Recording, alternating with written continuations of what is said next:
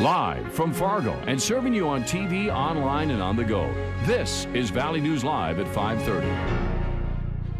My daughter, she's 8 years old, was trying to look out the window. It wasn't a very pretty sight, so again, she was trying to keep her away.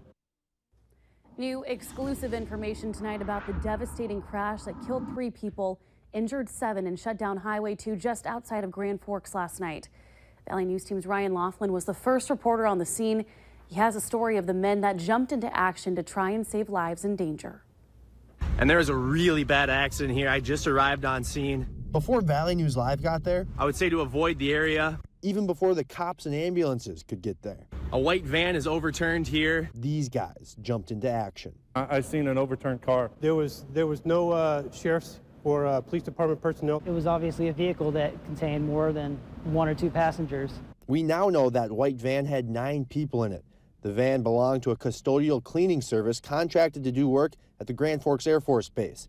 The van was changing lanes westbound on Highway 2 when the semi hit them and caused the van to roll. We went out to eat. It was me, my wife, my daughter, and my son. I was by myself. I went downtown to buy a freezer. I was off base with my family. We were going out to eat dinner. These 3 worked together on the Grand Forks Air Force Base in the Civil Engineering Squadron.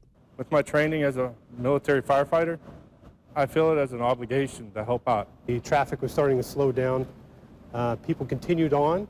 As I got close to the accident, I recognized quickly that there was not enough help for the amount of casualties. Right when I was pulling up, I saw Senior Master Sergeant Talmadge. He was actually going across the road right then, so I joined him immediately. All 3 say it was almost like instinct to jump in and help.